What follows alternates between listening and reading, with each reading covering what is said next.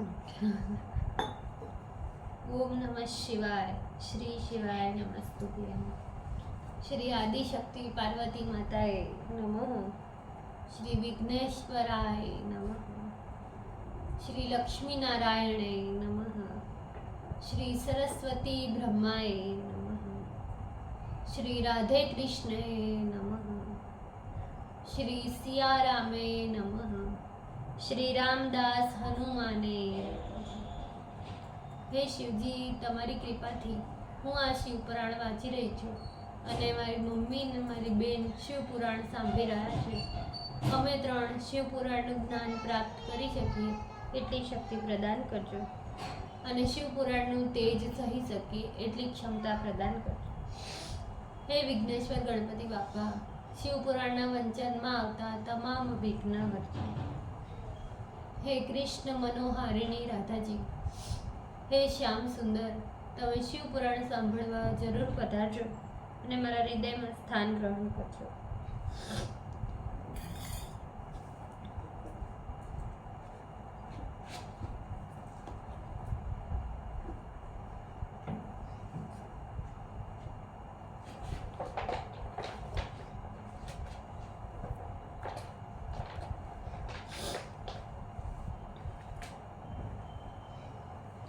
अष्टम अध्याय, page number 1021। Nandishwar बोले, हे सर्वज्ञ सनत कुमार, अब तुम शिव के भैरव अवतार को सुनो। इसके सुनने से शिवजी में दृढ़ भक्ति उत्पन्न होती है। परमात्मा शंकर के पूर्ण रूप श्री भैरव है, किंतु शिव माया से मोहित होने के कारण मूर्ख लोग इस बात को नहीं जानते। हे सनत कुमार, भगवान शंकर के महत्व को चतुर्भुज विष्णु एवं चतुर्भुज ब्रह्मा भी नहीं जानते। ये कोई अद्भुत बात नहीं है, क्योंकि शिव की माया दुर्ग्नेय है। उसी से मोहित होने के कारण सभी लोग परातत्पर भगवान शिव की पूजा नहीं करते। वह परमेश्वर स्वयं ही अपने को जानता है। वह स्वेच्छा से सब कुछ करने में समर्थ है। उसकी इच्छा का विघात करने की शक्ति किसी में नहीं है। यद्यपि वह परमेश्वर सर्वत्र है, किंतु मूर्ख लोग उसे नहीं देख पाते। जो वाणी एवं मन से परे है, उसे लोग मात्र देवता समझते हैं। हे महर्षि, इस विषय में मैं पुराना इतिहास कहता हूँ। हे तात, तुम उसे श्रद्धा से सुनो। वह परम ज्ञान का कारण है। जब ब्रह्मा अद्भुत मेरु श्रृंग पर निवास कर रहे थे, तब समस्त देवता एवं ऋषिगण तत्व जानने की इच्छा से वहां पर गए। उन्होंने जाकर ब्रह्मदेव को नमस्कार किया, फिर विनम्र हो हाथ जोड़े आदर पूर्वक उनसे बोले।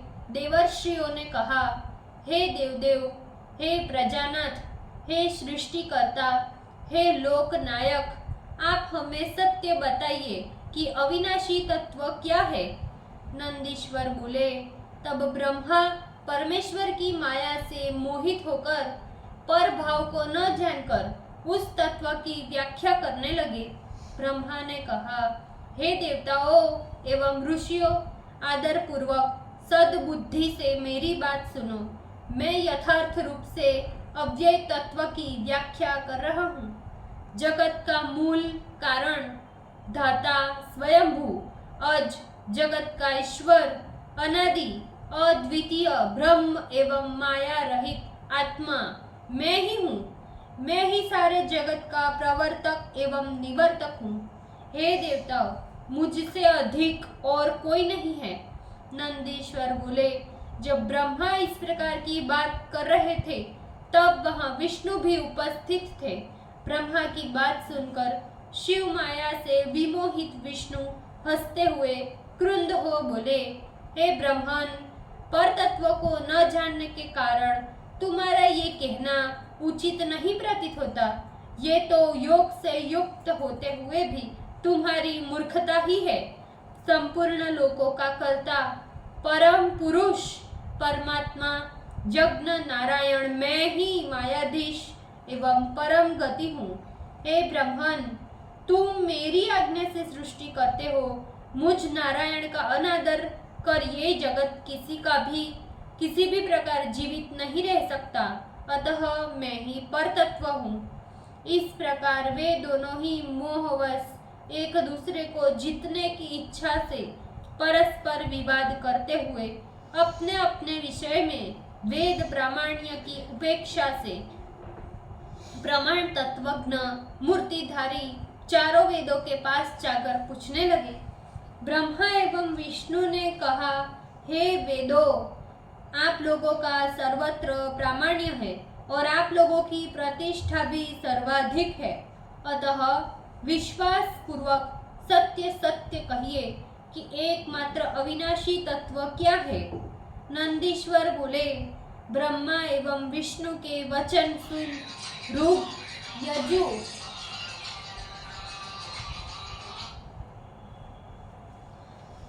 ऋग यजु आदि चारों वेद परेश प्रभु शिव का स्मरण करते हुए यथार्थ बात कहने लगे। हे सृष्टिकर्ता एवं सृष्टि स्थिति करता देवो, यदि आप दोनों हम लोगों को प्रमाण मानते हैं तो इस संदेह को दूर करने वाले प्रमाण को हम लोग कहते हैं।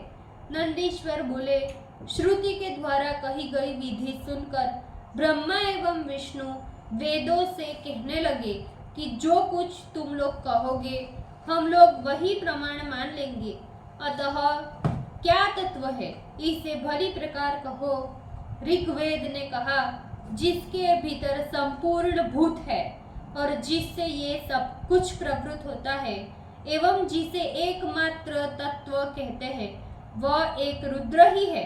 यजुर्वेद बोले, मनुष्य योग एवं यज्ञों के द्वारा जिसकी आराधना करता है और जिसकी सत्ता से हम लोग प्रमाणित हो रहे हैं, सबका दृष्टा शिव ही एक परम तत्व है। सामवेद बोले, जिससे सारे प्राणी जगत में भ्रमते रहते हैं, जिन्हें योगी जन ढूंढते फिरते हैं, जिसके प्रकाश से सारा जगत प्रकाशित होता है, वही एक त्रयंबक शिव परम तत्व है। अथर्ववेद बोले, जिसकी भक्ति का अनुग्रह प्राप्त कर भक्तजन उसका साक्षात्कार करते हैं, वही सुख एवं कैवल्य स्वरूप शंकर एकमात्र तत्व है। नंदीश्वर बोले, इस प्रकार वेदों के वचन सुन शिव की माया से अत्यंत मोहित हुए ब्रह्मा एवं विष्णु तो अचेत से हो गए। फिर उन्होंने आश्चर्ययुक्त हो वेदों से कहा। ब्रह्मा एवं विष्णु ने कहा, हे वेदों, क्या तुम्हारी बुद्धि नष्ट हो गई है? भला ये क्या प्रलाप करते हो? आज तुम लोगों को क्या हो गया, जो अवश्य ही तुम लोगों का सारा विचार नष्ट हो गया है। शरीर में भस्म का लेप किए दिगंबर है तथा जिसका शरीर पित्त वर्ण है, जो प्रमथों का मालिक होकर निरंतर पार्वती से रमण करता रहता है, वह परम तत्व किस प्रकार हो गया? जिसका स्वरूप अत्यंत विकृत है, जो जट्टा बढ़ाए हुए गले में सर्प लपेटकर बैल पर सवार हो इधर उधर घूमता रहता है, वह शिव निसंग पर ब्रह्म कैसे हो गया? तब ब्रह्मा एवं विष्णु की बात सुन सर्वत्र व्यापक निराकार प्रणव मूर्तिमान होकर प्रीतिपूर्वक उन दोनों से बोला। प्रणव बोला, हे देवो, जिस शक्ति से लीला रूपधारी भगवान शिव रमण करते हैं, वे उनसे भिन्न नहीं है। वे ही परमेशान एवं सनातन ज्योति स्वरूप है।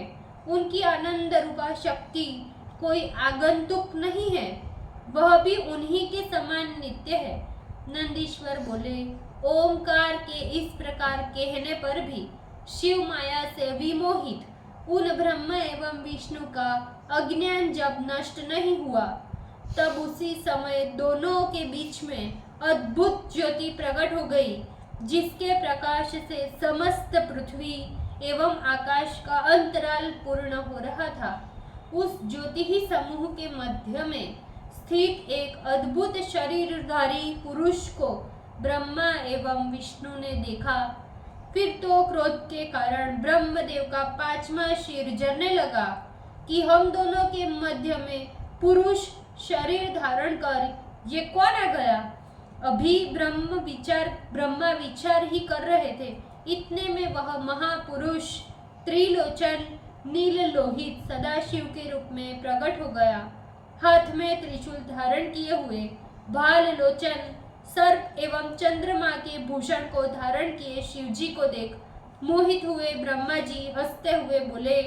ब्रह्मा ने कहा, हे नील लोहित, हे चंद्रशेखर, तुम पूर्व काल में मेरे ललाट प्रदेश से रुद्र रूप में उत्पन्न हुए हो, अतः डरो मत।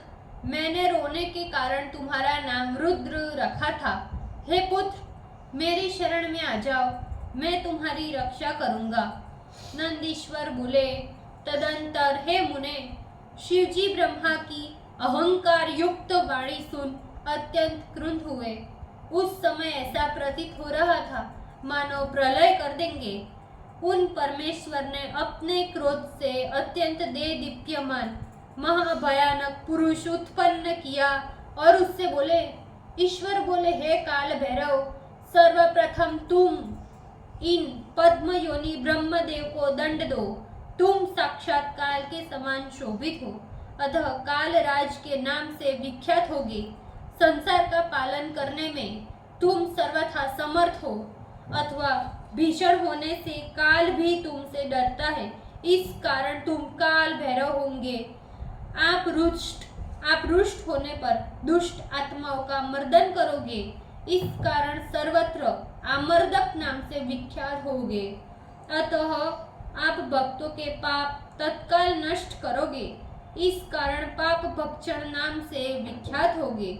हे कालराज, तुम आज से सब पुरियों में श्रेष्ठ मेरी काशीपुरी के अधिपति बनकर रहोगे। उस पुरी में निवास करते हुए पापी पुरुषों को दंड तुम ही दोगे। यद्यपि चित्रगुप्त वहां के प्राणियों के शुभ अशुभ कर्म लिखेंगे। नंदीश्वर बोले। काल भैरव इन वरों को प्राप्त कर अपनी बाई उंगलियों के नखाग्र भाग से ब्रह्मा का 5वां सिर तत्क्षण काट डाला। जो अंग अपराध करता है उसी अंग को दंड देना चाहिए। इस कारण उन्होंने ब्रह्मा के 5वें सिर को काट दिया, क्योंकि उसी ने शिव जी की निंदा की।